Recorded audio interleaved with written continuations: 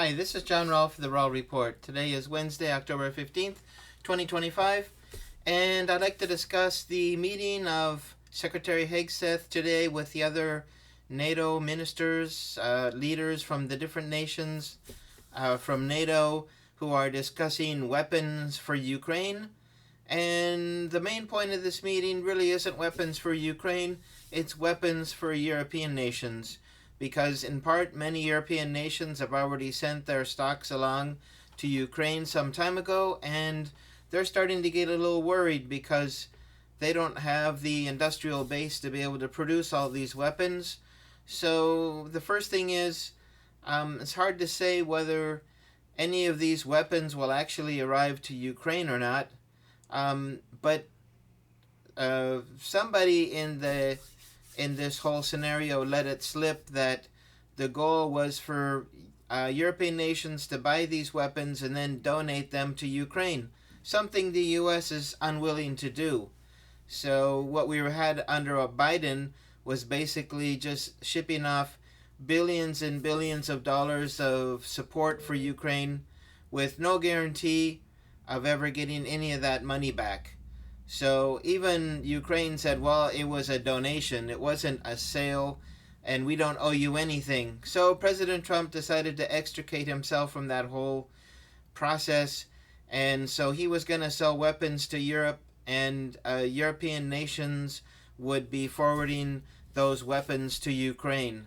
So, like I say, I think the first thing is that these European nations are figuring out that it's a lot more difficult to get these weapons because they don't have the industrial base in order to produce them themselves. And so also they've figured out that there can be a waiting list for different weapon systems. We've been hearing about the Patriot missile system, and European nations have been encouraged to give their Patriots and Patriot missile systems over to Ukraine and then go on a long waiting list, which could be years before they get any replacements. So I think all these European nations in first place are basically interested in recovering their own stockpile of weapons. You can think about Germany, which is rapidly deindustrializing and really doesn't have the base to have a complement of weapons that it feels that it needs. So that is the first point. The second point is that in all of these discussions so far we haven't heard anything about the Tomahawk missiles. Possibly the Trump administration hasn't figured out how many it wants to sell to European nations. The dollar figure really is not that significant, considering that a Tomahawk missile costs about $2 million. So if several countries bought these Tomahawk missiles, shared the expense, and then forwarded the stock onto Ukraine, they'd all be looking at $20-30 million each, and then maybe another country to throw in a couple of launchers. So the lack of discussion of the Tomahawk missiles and the fact that it really hasn't been mentioned in these discussions seems like the U.S. is still far away from figuring out how many it has left over and how many it wants to send. As you are certainly aware, the war between Israel and Iran hasn't ended, it just stopped. I believe that Israel said uncle, but they both went to their respective corners and are waiting for round two. So anyway, we also have the main target of the Trump administration, which is China. So if Trump wants to pivot from Europe to Asia and to take on China and maybe a few other countries in the region, then he's probably going to need to be stocking up on the Tomahawk missiles, and they only make about 50 a year. There's, I believe, about 4,000 stockpile, but Who knows how many of those have been used in practice and in conflicts prior to this date. So it could be that they don't really have a lot to send over to Ukraine, and that they're not too sure what's going to happen with China. Now that we're starting to see a trade war, could it be possible that some aspect of this trade war could turn hot? So maybe the Trump administration is reconsidering Tomahawk missiles for Ukraine. But the third point is, if President Trump does sell these Tomahawk missiles and the launchers to European nations to give to Ukraine or to sell to Ukraine, I'm not too sure what they would actually do to handle that. But I do remember them mentioning that this would be like a donation to Ukraine. So if they are going to sell any missiles to Ukraine, then they need to be prepared for significant escalation in this conflict on the Russian side, and they may not have the wherewithal to handle that. They are running short on key air defense systems. They seem to be holding out well against the Geran drone, but against the Kaliber and Iskander missiles, they seem to have very low success. I believe it's 6% with the Patriot missile system. So they're going to need a whole lot more Patriots if they're going to want to get through the winter okay. And there just aren't many Patriots out there. So do they really want to escalate this conflict with Tomahawks? So I guess that brings me to the fourth point, and that is, if they're going to use Tomahawk missiles, I think my reflection is they're going to try to go directly towards the Kremlin and try to hit the leadership of Russia, and that would be an additional escalation. I don't think they would have success, especially around Moscow. Russia has very good air defense, and the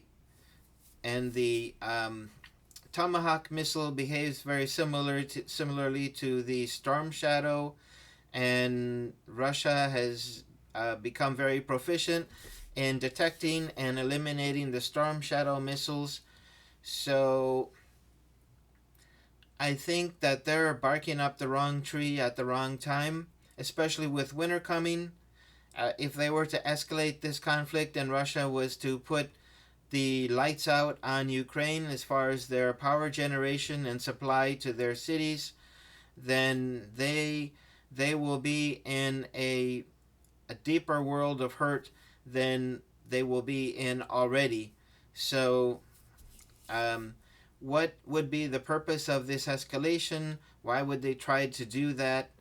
And also, you must remember that the Tomahawk missile can carry a nuclear warhead. So if Russia doesn't know what is being sent in their direction, and they feel that it could be a nuclear weapon, you could see a nuclear exchange, and that could be really bad.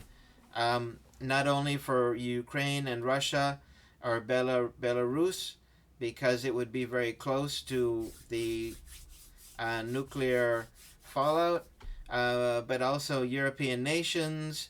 If Russia would decide to escalate to NATO, because in the end it really isn't Ukraine firing these missiles, it is the U.S.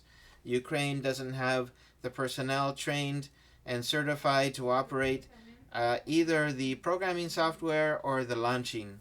So I think that going back to this whole meeting in NATO, all the bluster that's coming out, all the big talk, all the, we're going to stand up to Putin and stand up to Russia, is just more cover and um, and self promotion of all these European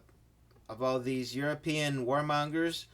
But at the same time, this is kind of a cover for their restocking of their own supplies. So I don't see them really moving towards the Tomahawk missiles at this time. And I think the initial announcement of Tomahawks was a kind of a bluff on the part of President Trump to see if he could get a response from Russia. But I think the response from Russia has been very um, short, professional, and very direct, meaning that the use of Tomahawk missiles in this conflict would severely escalate this and push it into a whole new category. So now Trump has put himself in between a rock and a hard place. He said that he will provide Tomahawk missiles to Ukraine if Russia doesn't stop fighting. Well, Russia isn't going to stop fighting. They've already said that. They've laid out the terms of the conclusion to the conflict in Ukraine. No one has paid any attention. No one is giving any attention either to the desire of Russia to resolve the root causes. So Russia will continue on, and they will continue to deal with whatever sent their way. But if they see a Tomahawk missile coming their way, this definitely will escalate this conflict severely. So anyway, I think that is what I see going on at this conference in NATO.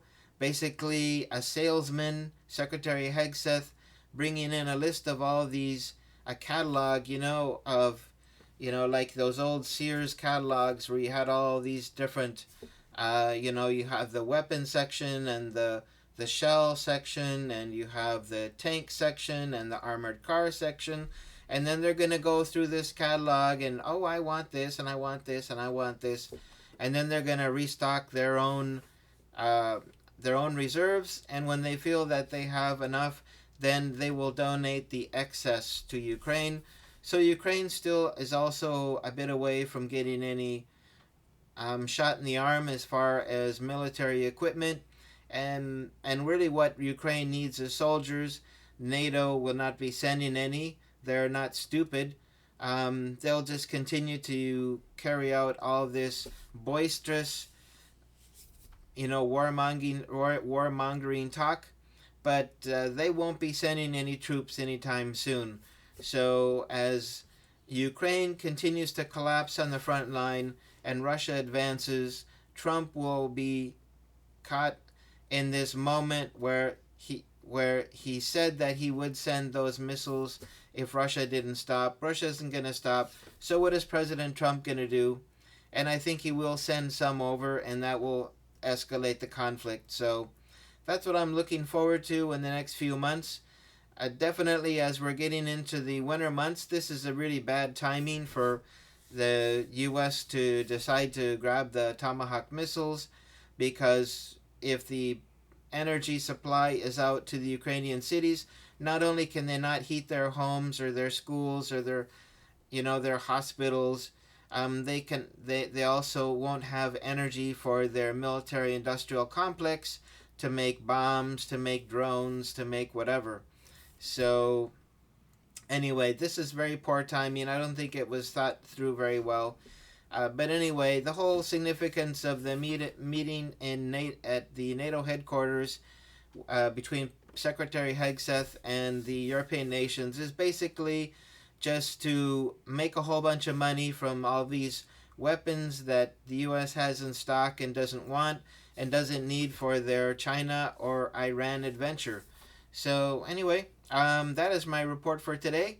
I hope you liked this video. If you did, please check the like button and subscribe. Thank you for supporting independent journalism, and I hope you have a great day. Bye-bye.